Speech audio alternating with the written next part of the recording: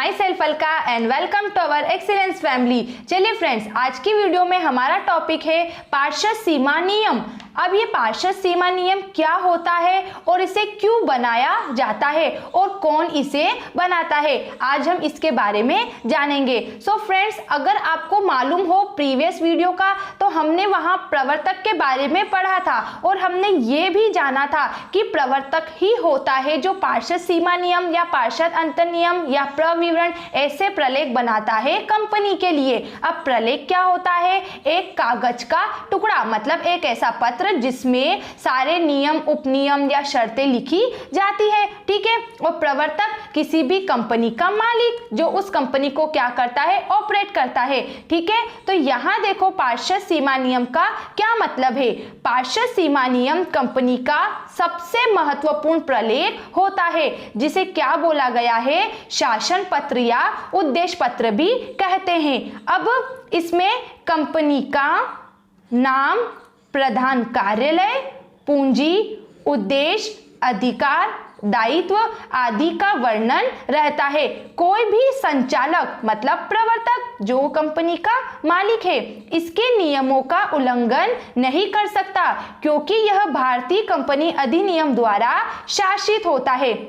ठीक है फ्रेंड्स, क्या समझ में आया कि पार्षद सीमा नियम एक ऐसा प्रलेख होता है, मतलब कागज का एक ऐसा प्रपत्र होता है जिसमें हमारी जो ये कंपनी होती है, ठीक है, उस कंपनी से संबंधित, जैसे इस कंपनी का नाम, इस कंपनी का उद्देश्य कि किस उद्देश्य के लिए इसका क्या पर्पस है, ये क्यों खोली जा रही है कंपनी और ये कंपनी क्या काम करेगी, इसका प्रवर्तक कौन है, इसका मतलब वो संचालनकर्ता कौन है। प्रवर्तक संचालनकर्ता एक ही होता है, ठीक है, जो कंपनी का संचालन करता वही प्रवर्तक होता है। तो ये सारी बातें इसके अंदर लिखी जाती है। ठीक है। अब यहां पढ़ेंगे अपन कि पार्षद सीमा नियम जो है उसकी विषय सामग्री के बारे में। तो देखो यहाँ पे क्या लिखा है, भारतीय कंपनी अधिनियम 1956 की धारा 13 के अनुसार कंपनी के पार्षद सीमा नियम में 6 वाक्य होते हैं। कितने वाक्य होते हैं? 6 वाक्य। फर्स्ट हमने क्या पढ़ लिया, पार्षद सीमा नियम। पार्षद सीमा नियम एक ऐसा प्रलेख होता है जिसमें कंपनी से संबंधित सभी बातें लिखी जाती है ना, जैसे कंपनी का नाम, कंपनी का उद्देश्य, कंपनी का काम, और सभी को इसका क्या करना पड़ता है, इस प्रपत्र का, इस प्रलेख का पालन करना होता है, जो भी इसका प्रवर्तक या जो भी संचालक होता है। ठीक है फ्रेंड्स, तो देखो यहाँ पर इसकी विषय सामग्री के बारे में क्या बताया गया है कि ये जो एक कागज का ये जो टुकड़ा है, तो इसके अंदर कौन कौन सी बातें लिखी जाती है। सबसे पहले नाम वाक्य कि हमारी जो ये कंपनी है, ठीक है, तो इस कंपनी का क्या नाम है।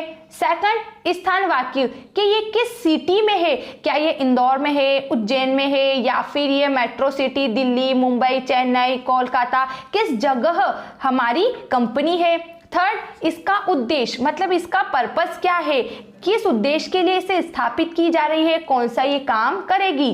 फिर अगला है दायित्व वाक्य, इसके जो मेंबर्स हैं उनके दायित्व मतलब उनकी जिम्मेदारियां क्या क्या होगी। फिर पूंजी वाक्य, पैसा कितनी सीमा तक इसमें चाहिए होता है या पैसा कैसे इकट्ठा किया जाता है, कौन से इसके अंश होंगे, समता अंश होंगे या पूर्वाधिकार अंश होंगे, किस तरीके से अपना काम करेगी। एंड लास्ट है इसमें संघ एवं हस्ताक्षर वाक्य कि संघ मतलब हो गया यहाँ पर व्यक्तियों का समूह, कि कितने व्यक्तियों का इसमें समूह होगा और जितने व्यक्तियों का समूह होगा उन सबके उस प्रपत्र पे या फॉर्म पे क्या होंगे, हस्ताक्षर, उनके सिग्नेचर होंगे। तो ये हो गई पार्षद सीमा नियम की विषय सामग्री कि एक ऐसा प्रलेख या एक ऐसा पत्र जो कंपनी के लिए बनाया जाता है और कंपनी के प्रवर्तक को उन सभी का पालन करना होता है कि जब कोई वो कंपनी की स्थापना कर रहा है तो उन्हें इन सारी बातों को ध्यान में रखना होगा।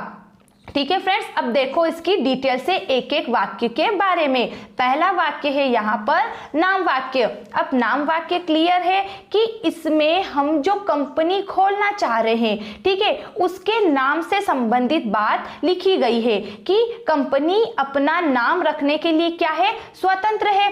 हर एक व्यक्ति काम करने के लिए स्वतंत्र है और हर एक व्यक्ति किसी भी तरीके का नाम रखने के लिए भी स्वतंत्र है। कोई भी वह अपनी कंपनी का नाम रख सकता है, बट शर्त यही है कि वह अपना नाम एक तो अपने काम से मिलता जुलता रखे। जैसे किसी की इलेक्ट्रॉनिक सामान की दुकान है और वहां पे कॉस्मेटिक आइटम का सामान कोई मिल रहा है, तो ये तो नाम के विपरीत काम हो रहा है ना। तो ऐसा नहीं, आप जिस भी फील्ड का काम कर रहे हो, अगर आप इलेक्ट्रिशियन का काम कर रहे हो तो आपकी शॉप पर इलेक्ट्रिशियन के प्रोडक्ट होने चाहिए, ताकि व्यक्ति को आपकी फर्म का या आपकी कंपनी का नाम पढ़ के किसी प्रकार का कंफ्यूजन ना हो, जैसा वो नाम पढ़े वैसा उसे वहां पर चीज मिल जाए। और सेकंड, आपका नाम किसी कंपनी से मिलता जुलता नहीं होना चाहिए, क्योंकि एक प्रोडक्ट को बनाने वाली लाखों हजारों कंपनियां होती है, ठीक है।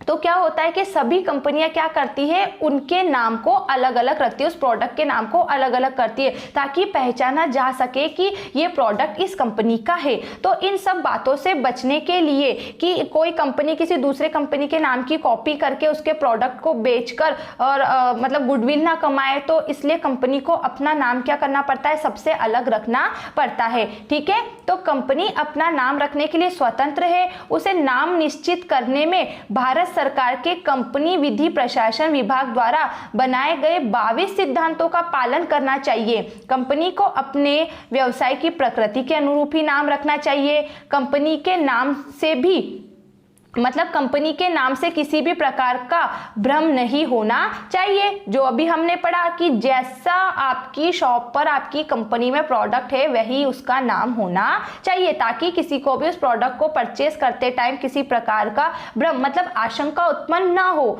ठीक है। कंपनी बिना अनुमति प्राप्त किए, क्या लिखा है, कंपनी बिना अनुमति प्राप्त किए अपने नाम के साथ सम्राट, महारानी, शासकीय, शाही, क्राउन, राजा, रानी, सहकारी, स्टेट, चार्टर्ड, केंद्रीय, नगरपालिका इत्यादि शब्दों का प्रयोग नहीं कर सकती, क्योंकि ये सारे नाम रजिस्टर्ड है, ठीक है।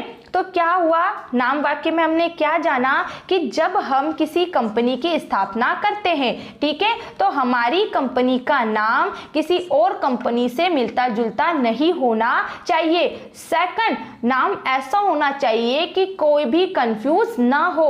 और थर्ड, हमारा नाम किसी कंपनी से क्या मिलता जुलता नहीं होना चाहिए, जैसे शासन की अनुमति के बिना हम जो ये नाम है सम्राट, राजा, रानी, महारानी, इन शब्दों का प्रयोग भी नहीं कर सकते, ठीक है। फिर सबसे इंपॉर्टेंट है इसमें कि किसी भी इस प्रकार पब्लिक कंपनी जो है उसे अपने नाम के आगे लिमिटेड शब्द का प्रयोग करना होगा और प्राइवेट कंपनी को अपने नाम के आगे प्राइवेट लिमिटेड शब्द का प्रयोग करना होगा। ये सारे बातें कही गई है नाम वाक्य के अंतर्गत कि जब आप कोई कंपनी की स्थापना करते हो तो उसका नाम रखने के लिए आप स्वतंत्र हो, लेकिन आपका नाम किसी दूसरी कंपनी से मिलता जुलता नहीं होना चाहिए। सेकंड, आपका नाम ऐसा होना चाहिए जो आपके काम के बारे में बताए। थर्ड, शासन की अनुमति के बिना आप जो रजिस्टर्ड नाम है जैसे शाही, राजा, रानी, इन नाम का उपयोग नहीं कर सकते।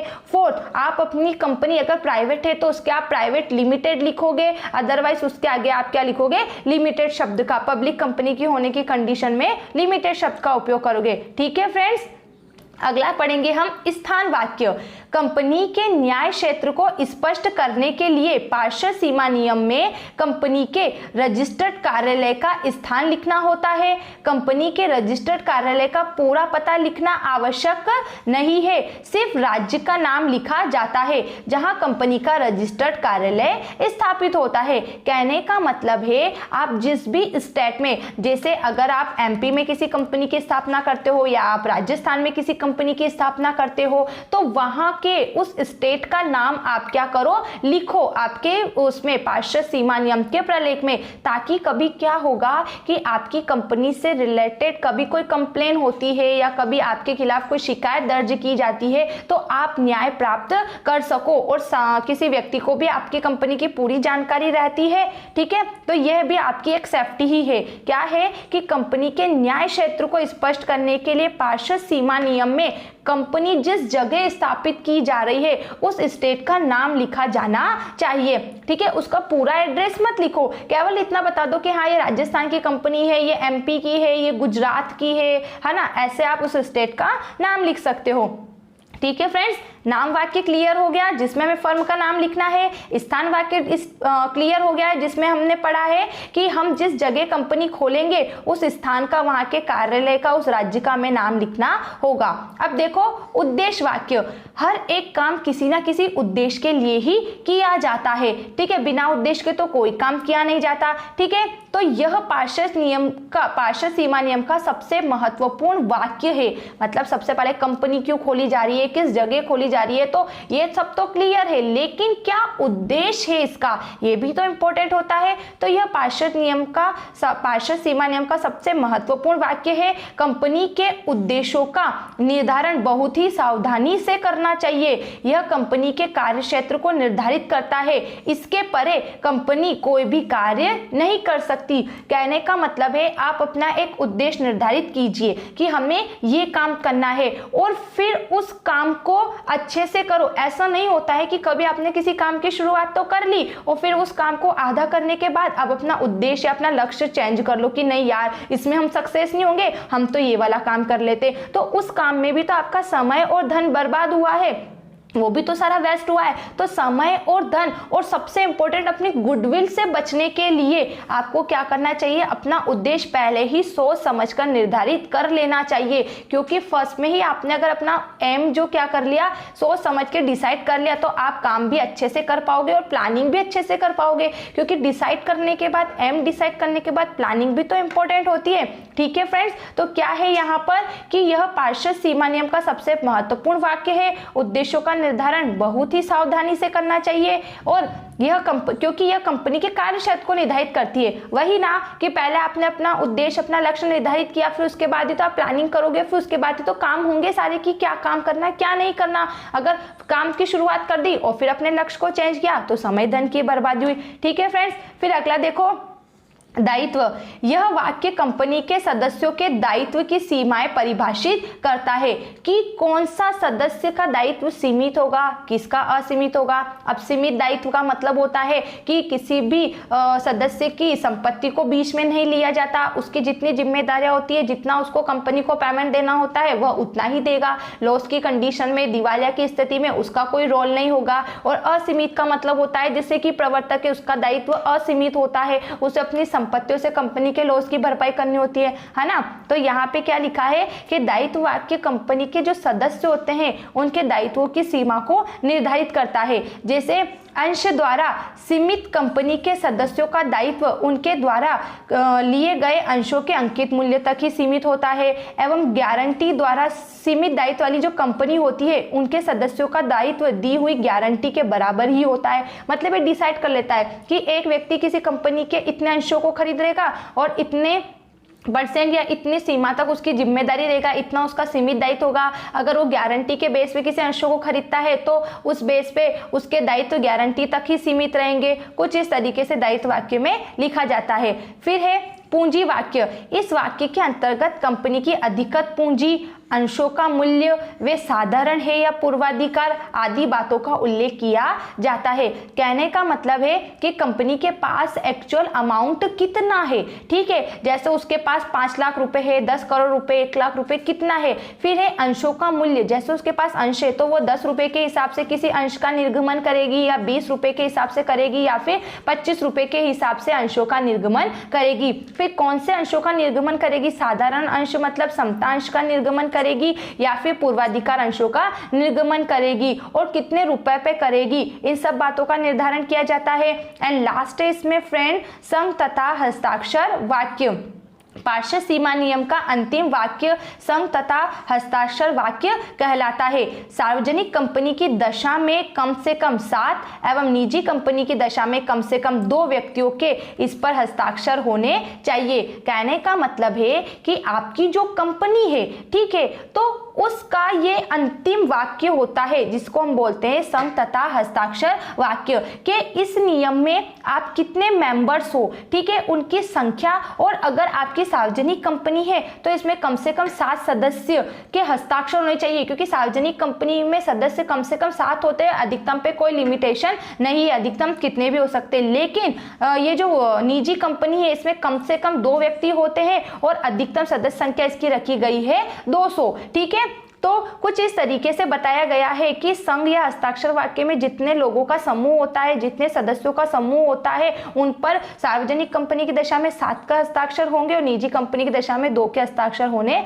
चाहिए। Clear friend? तो हमने जाना कि पार्षद सीमा नियम क्या है। पार्षद सीमा नियम एक ऐसा प्रलेख, एक कागज का एक ऐसा टुकड़ा है जो क्या करता है, कंपनी से संबंधित सारी बातों को लिखता है कि कंपनी का क्या उद्देश्य है, किस उद्देश्य के लिए स्थापित की गई है, इसका क्या नाम है, क्या कहाँ स्थान रखा जाएगा, क्या इसके दायित्व होंगे, ठीक है, और इसके अलावा कौन इस पे हस्ताक्षर कर सकता है, आदि बातें इसके अंतर्गत बताई गई है। अब अगर आपको इसमें से उद्देश्य वाक्य, दायित्व वाक्य, पूंजी वाक्य, कौन से भी वाक्य को लेकर अगर कोई भी डाउट होता है तो आप कमेंट्स बॉक्स में प्लीज जरूर लिखिएगा।